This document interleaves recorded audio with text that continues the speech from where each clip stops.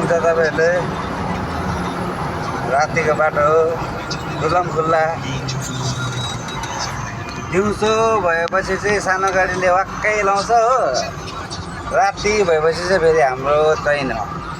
सानो गाडीले अगाडि नै पास दिइहाल्छ पास पनि माग्दैन सानो गाडीले दिउँसो त वाक्कै लाउँछ हामीलाई गाडीको छेउमा आइपुग्दैन हर्न बजाएको हो राति भएपछि चाहिँ डरले हो कि के हो हर्न बजाउनु त दूरको कुरो पास पनि माग्दैन अगाडिबाट आउँदैछ भने अगाडि नै साइड दिएर बस बाटो पनि यस्तो छ खराब एनएच 10 भन्छ बाटो खराब जतासुकै बाटो घन्द्र्याङ